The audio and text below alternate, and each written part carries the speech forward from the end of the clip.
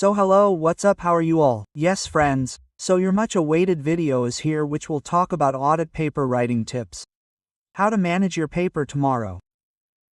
How can you manage your time?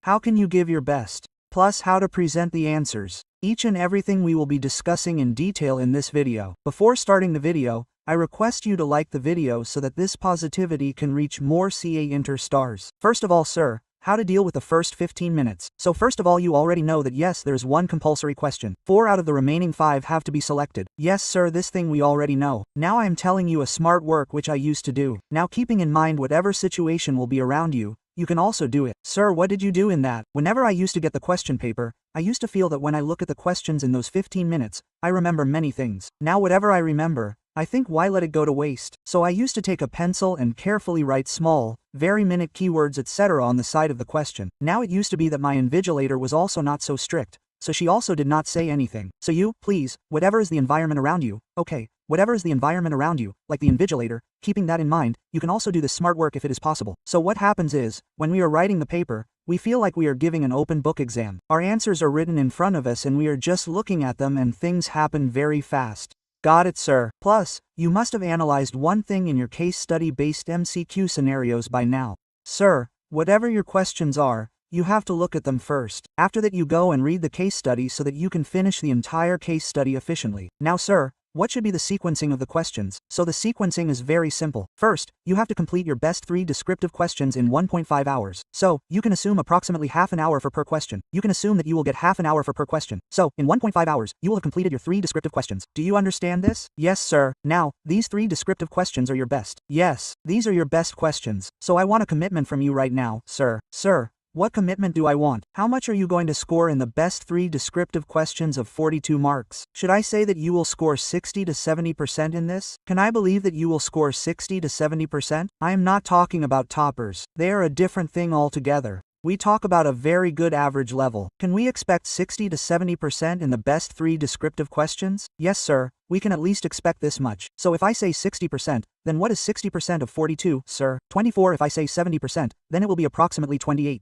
So should I say that you will score me 24 to 28 marks? Yes sir, you will score. We will ensure that you get 24 to 28 marks in the best 3 descriptive questions. Now when I am talking about MCQs, there are 30 marks MCQs. You should cover all the notes. Yes. How many marks will you score in this? There's no talk of 30 out of 30. There's no talk of 30 out of 30. Can we expect anything in this? Will you score 20 to 22 marks? Let's take minimum to minimum. Maximum means it seems that on an average, you will get 20 to 22 marks. Yes sir. You will get 20 to 22 marks. But if I am telling you that you will score 20 to 22 in this, then you have passed. Why are you taking tension? You have passed. If I also look at the minimum, then what is 24 plus 20? You pass in 44/40. And if we look at it this way, 28 plus 22 is 50. So you have passed anyway and you still have 2 more questions left. 2 more questions left. How many marks will you score in these? Should I say this? You can score 30% to 40%. Will you score 30% to 40% in this? Yes sir. You will score 30%. If you look at 30% of 28, it comes to around 8 marks. This comes to around 8 marks and if I look at its 40%, it comes to around 11 marks. Okay sir, it comes to 11 marks. Yes sir, it comes to 11 marks and 30% of this comes to around 8. Okay, now if I total it, how many marks are you going to score tomorrow? Yes sir, what is 28 plus 22? 50. 50 plus 11 becomes 61 sir. If you write the paper with even a little calmness, base ob, exams can come. And if we assume that you did not write with even this much attention, then what is 24 plus 20, sir? 44 plus 8 is 52. 52 to 61 marks are not going anywhere, and I have not put 100% marking anywhere here. In the best 3 descriptive questions, I told you 60 to 70%, which is a very normal figure to expect from a student who has studied. Okay? And if I talk about MCQs, then 20 to 22 marks is also not a very hi-fi number. That too. Then I am telling you that the past trend of children in MCQs is that they always get 25 plus 26 plus at the most. Okay? And in the remaining 28 also I just said that you have to score 30 to 40%. So sir, you are easily going to get 52 to 61 marks. It means that you are sure to pass.